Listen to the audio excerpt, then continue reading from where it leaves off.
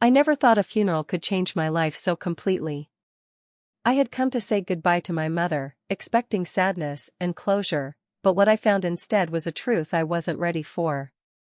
Standing there, looking at her coffin, I felt a mix of grief and confusion. Everything I believed about my family suddenly felt like a lie.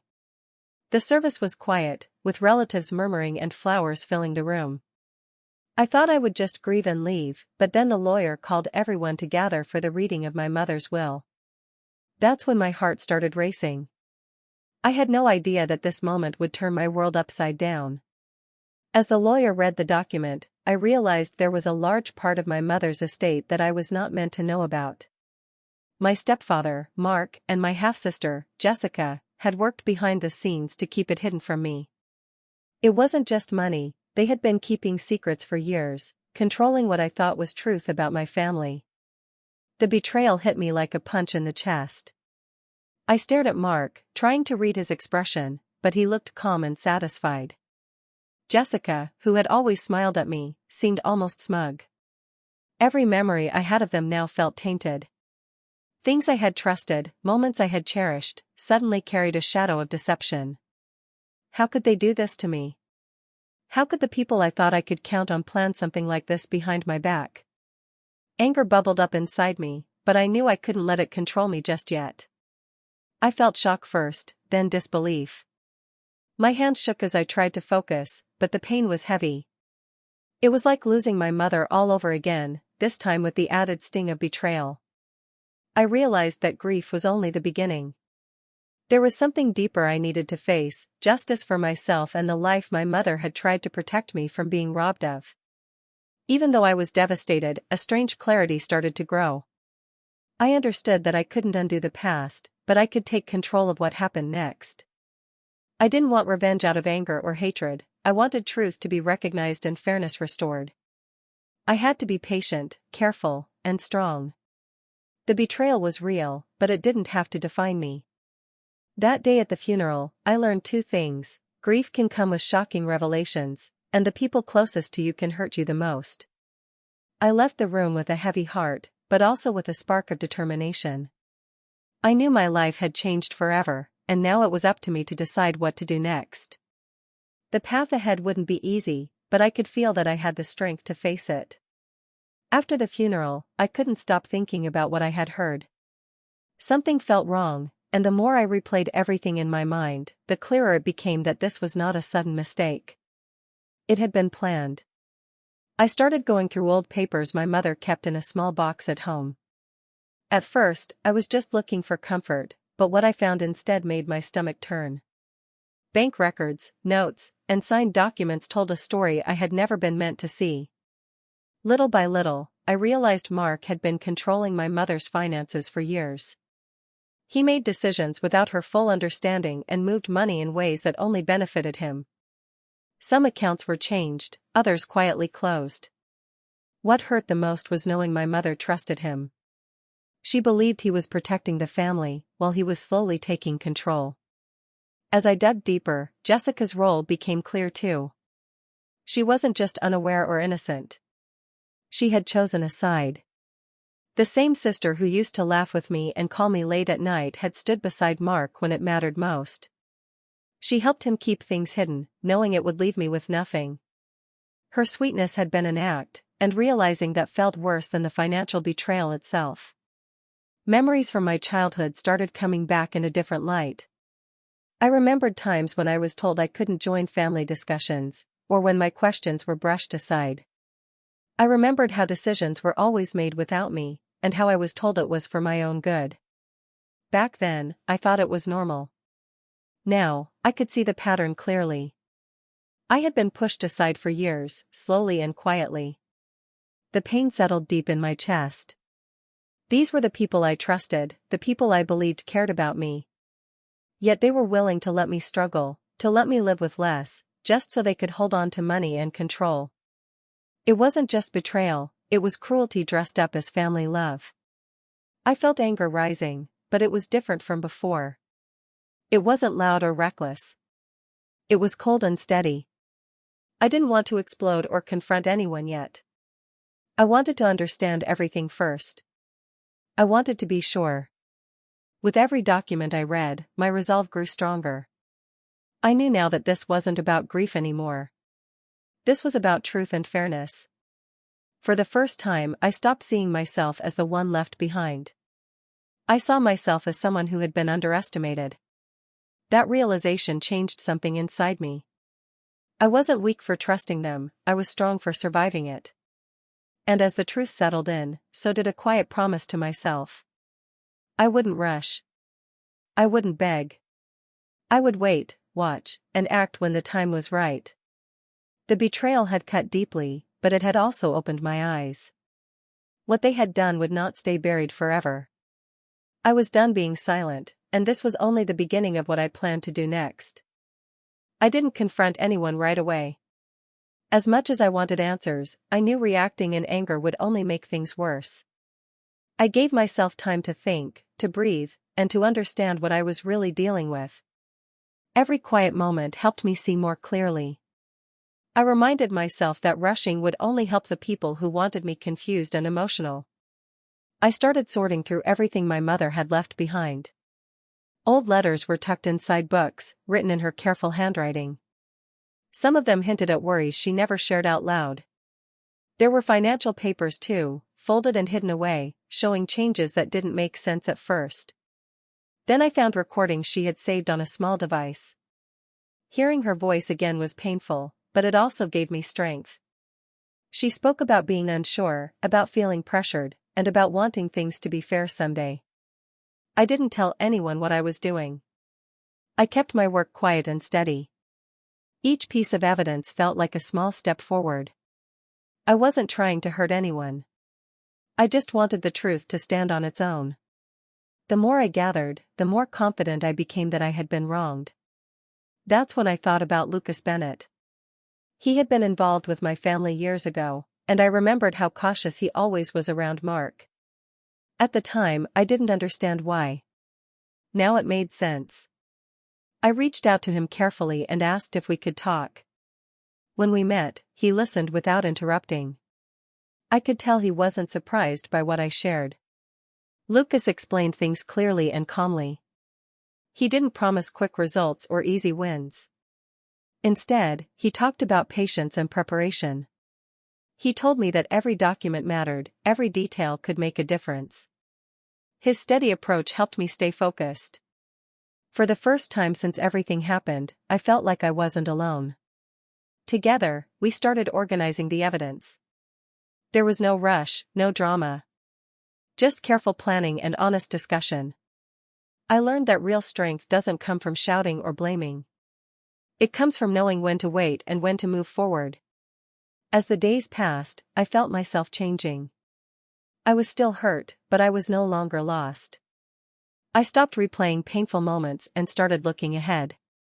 I understood that reclaiming what was rightfully mine would take time, but I was ready for that. I had a plan now, and that gave me peace. This quiet period became the foundation of everything that followed. I was learning how to protect myself, how to think clearly, and how to act with purpose. I didn't need to announce my intentions or prove anything to anyone yet. I just needed to stay focused. Step by step, I was building the power I would need for what came next. The first time I faced Mark after everything, I acted like nothing had changed. I kept my voice steady and my expression calm. Inside, my heart was pounding, but I didn't let it show. I knew this moment wasn't about accusations. It was about watching and listening. I needed to see how he would behave when he thought I knew nothing. A small family gathering gave me the chance I needed. Everyone was sitting together, talking about ordinary things, pretending life was normal. Mark spoke with confidence, as if he had nothing to hide. I asked him simple questions about family matters, things that seemed harmless on the surface. Each question was careful, designed to test him without raising suspicion. I noticed how quickly he answered and how defensive his tone became at certain points. His smile didn't always reach his eyes. When I asked about past decisions, he avoided details and changed the subject. It was subtle, but clear to me. His reactions told me more than his words ever could. Jessica was there too, and she seemed relaxed, almost amused by my presence.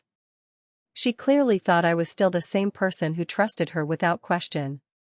When I spoke, she interrupted at times, correcting me or adding details that didn't match what I already knew. Without realizing it, she started revealing small truths she meant to keep hidden. I didn't argue with her. I just nodded and let her talk. The more comfortable she felt, the more careless she became. I could feel the balance shifting. For the first time, they weren't fully in control of the situation. I was. The tension in the room grew, even if no one else noticed. I felt strangely calm, like I was standing in the eye of a storm. I wasn't there to confront or expose them yet. I was there to confirm what I already suspected and to see how far they would go to protect themselves. As the gathering continued, I watched every movement and listened to every word. Mark tried to steer conversations away from certain topics. Jessica laughed too loudly when she was uncomfortable. Their behavior confirmed everything I needed to know. When I left that day, I felt something new. It wasn't anger or sadness. It was control. I had walked in quietly, asked a few simple questions, and walked out with more clarity than ever. They still thought they were ahead of me, and that gave me an advantage I planned to use carefully. The storm hadn't arrived yet, but the air was heavy with it. I knew this was only the beginning of direct contact, and next time, the stakes would be higher. A few days later, I received a call that changed everything. It was from Claire, one of my mother's closest friends. I remembered her from years ago, always quiet but observant. She said she had been meaning to reach out but didn't know how. Her voice sounded careful, almost nervous, as if she had been holding something in for a long time. We agreed to meet in private. When I saw her, I could tell she had been carrying a heavy burden. She didn't waste time with small talk. She told me she had promised my mother to stay silent unless the truth was ever threatened. Now that my mother was gone, Claire felt it was finally time. Hearing that made my chest tighten. I knew this conversation mattered. Claire pulled out a folder filled with documents. There were copies of financial records, written notes, and dated signatures. She explained that my mother had grown suspicious years ago and had asked her to keep backups of certain papers. Claire also had recordings, conversations where things were said that should never have been hidden. Listening to them was painful, but they confirmed what I needed to know. The manipulation had been happening for a long time, carefully and quietly. I felt a mix of emotions all at once. Anger burned inside me, but alongside it was relief. I wasn't imagining things. I wasn't alone. Someone else had seen the truth and cared enough to protect it. That realization gave me strength I hadn't felt before. Claire told me she had watched everything unfold from the outside, unable to step in without risking losing the evidence. She said she admired my mother's patience and hoped I had inherited it. I understood then that this wasn't about rushing or exploding. It was about letting the truth speak when the time was right. As we talked, my thoughts became clearer. With this new information, my plan felt stronger and more grounded. I didn't need to argue or threaten anyone. The facts were enough. Truth, when used carefully, could do more damage than anger ever could. I left that meeting feeling lighter, even though the weight of everything was still there. Hope had quietly entered the picture. I wasn't just reacting anymore, I was moving forward with purpose. Every step from now on would be thoughtful and intentional. The anger hadn't disappeared, but it was controlled. It pushed me to stay focused instead of reckless. I knew the road ahead would be difficult, but I also knew I was prepared. With Claire's help and the truth in my hands, I was no longer standing alone. This wasn't about revenge driven by rage. It was about justice guided by patience. And for the first time since everything began, I believed the truth would eventually win. I didn't make any loud moves. I didn't announce anything or demand explanations. Instead, I started taking back my place in the family little by little. I spoke up during conversations where I used to stay quiet. I asked questions that sounded innocent but carried weight. People began to notice the change in me, even if they couldn't explain it. When family members brought up past decisions, I calmly added details that didn't match the story they had been told. I never accused anyone directly. I simply stated facts and let the silence do the rest. It didn't take long before some relatives started exchanging looks. Confusion turned into doubt, and doubt began to grow. Mark tried to keep control, but it was slipping. His answers became less confident, and he started repeating himself. Small lies that once went unnoticed were now questioned. Jessica grew more tense as well. She corrected people too quickly, as if afraid of what might come out next. Watching them struggle to keep their story straight gave me a quiet sense of satisfaction. I noticed how the family dynamic slowly shifted. A few relatives began pulling me aside to ask careful questions. They didn't accuse anyone either, but their tone had changed. They were no longer fully convinced of Mark's honesty. That alone felt like progress. Truth doesn't need to shout, it just needs space to breathe. At the same time, I began stepping into decisions that affected me directly. I made sure my voice was heard when it mattered. I didn't ask for permission, I acted with confidence. It reminded me that authority isn't given, it's taken when you stop shrinking yourself. What surprised me most was how calm I felt. I wasn't driven by anger anymore. I was guided by clarity. Seeing their control weaken didn't make me cruel. It made me steady. I understood that real revenge didn't mean destroying them publicly. It meant exposing what they had hidden and letting the truth change how others saw them. Mark sensed the shift and tried to pull things back in his favor, but it was too late. Once doubt is planted, it grows on its own. Jessica avoided my eyes more often now, unsure of how much I knew. Their confidence was fading, and mine was growing.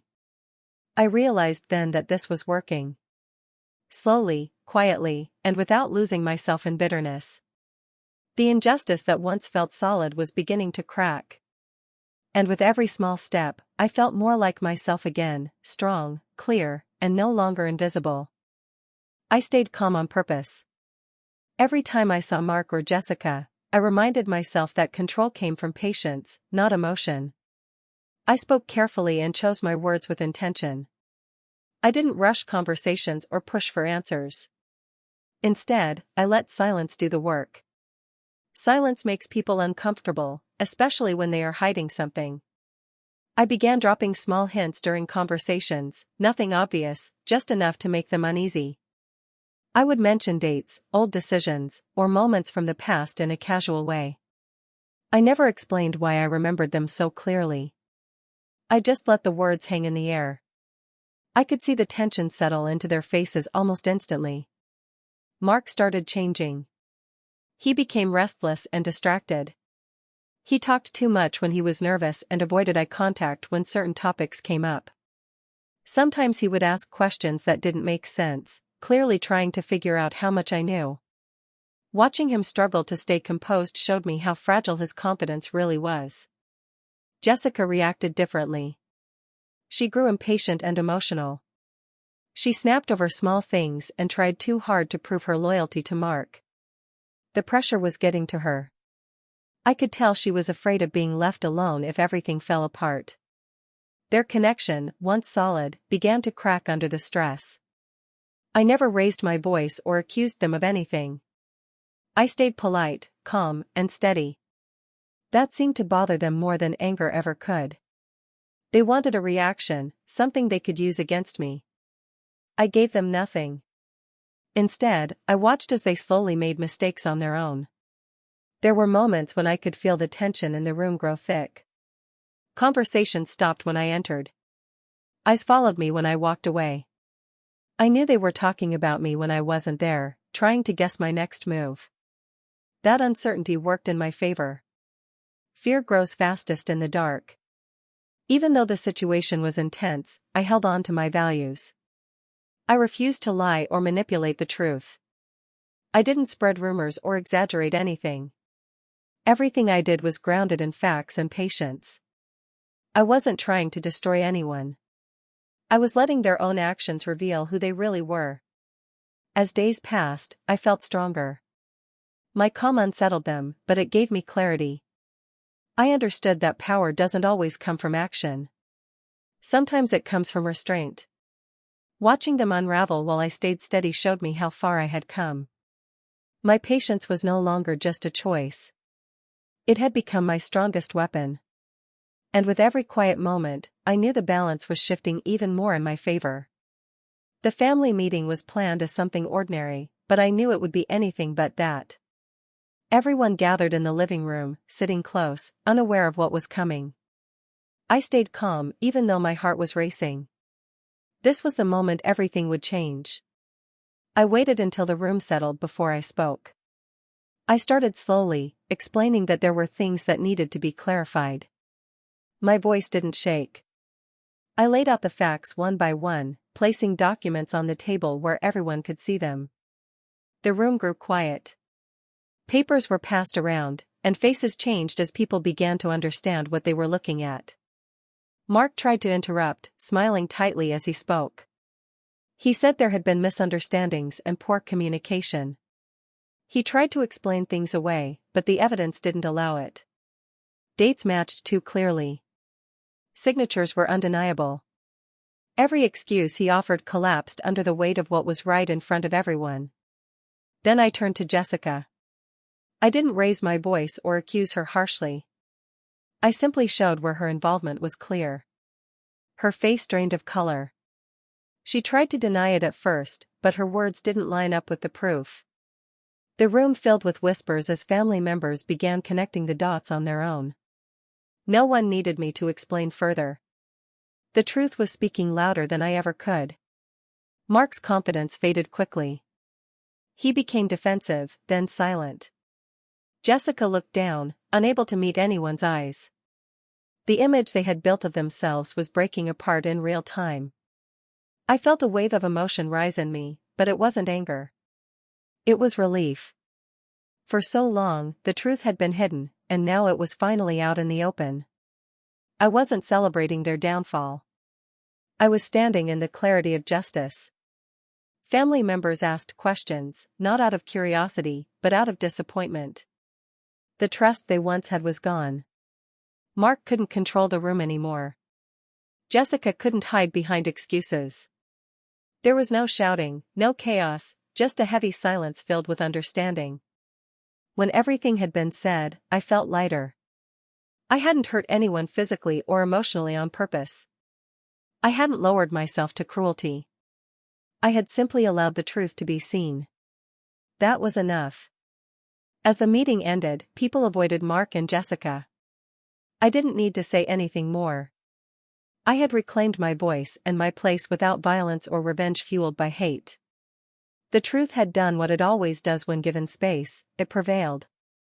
That moment marked the end of secrecy and the beginning of real accountability. I walked away knowing I had handled it with dignity, and that mattered more than anything else. After everything came into the open, life slowly began to settle into a new shape. The noise and tension that once filled my days started to fade. For the first time in a long while, I felt like I could breathe without carrying a heavy weight on my chest. I focused on myself and the life I wanted to build moving forward. Some relatives reached out quietly, offering support and understanding. These were people who had watched from a distance, unsure of what to believe before. Now they spoke with honesty and care. We spent time talking, not about the past in detail, but about moving forward. Rebuilding those connections reminded me that not everyone had turned away from me. Old friends also stepped back into my life. They didn't ask for explanations or demand details. They simply showed up. Their presence brought comfort and a sense of normalcy I had missed. With them, I could laugh again without feeling guilty. It felt good to be seen for who I was, not for the conflict that once surrounded me. I heard bits and pieces about Mark and Jessica through others. They were struggling to hold on to the image they once had. People questioned their words now, and trust was no longer freely given. I didn't feel joy in their discomfort. Instead, I felt detached from it. Their problems were no longer mine to carry. What surprised me most was how little anger I felt. I didn't wake up thinking about revenge or proving anything anymore. My energy was focused on healing. I filled my days with simple routines, quiet moments, and goals that belonged only to me. Each small step forward helped rebuild my confidence. I learned that peace doesn't come from winning an argument or watching someone fall. It comes from choosing yourself again and again. I made decisions based on what felt right, not on fear or pressure. That choice gave me a strength I hadn't known before. There were still moments of sadness, but they didn't control me. I allowed myself to feel them without judgment. Healing wasn't fast, but it was real. With every honest conversation and calm day, I felt more grounded. As time passed, I noticed a quiet satisfaction settling in. Not because I had exposed anyone, but because I had stayed true to myself. I had faced betrayal without losing my values. I had rebuilt my life with patience and care. Looking ahead, I felt hopeful. The past no longer defined me. I had reclaimed my peace, and that was more powerful than any revenge could ever be. Looking back on everything, I see how much this journey changed me. What began as shock slowly turned into understanding. I had been forced to face truths I never expected, and that pain shaped me in ways I couldn't see at the time. Each step taught me something important about trust, strength, and myself. I learned that betrayal doesn't always come loudly. Sometimes it hides behind smiles and kind words. At first, that realization hurt deeply. But over time, I understood that seeing the truth was better than living in confusion. Knowing what really happened gave me clarity, and clarity gave me control over my own choices. There were moments when I thought revenge meant tearing others down. Now I know that isn't real victory. Real strength came from protecting my dignity and refusing to become bitter.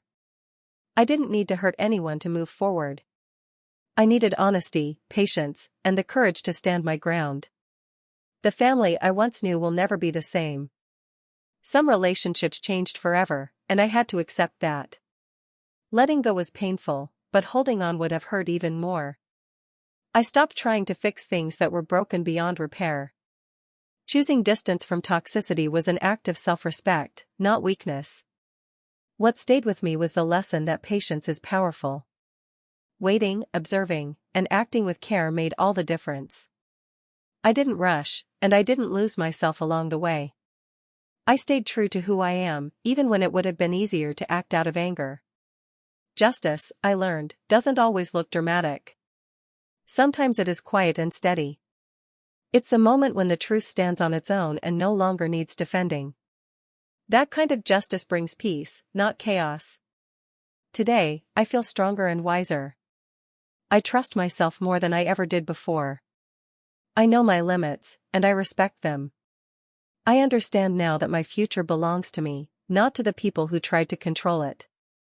Walking away from what harmed me was the hardest choice, but also the most freeing one. I didn't lose my family, I found myself. The strongest victory wasn't revenge. It was choosing truth, patience, and self-respect. And with that choice, I stepped into a life that finally feels like my own.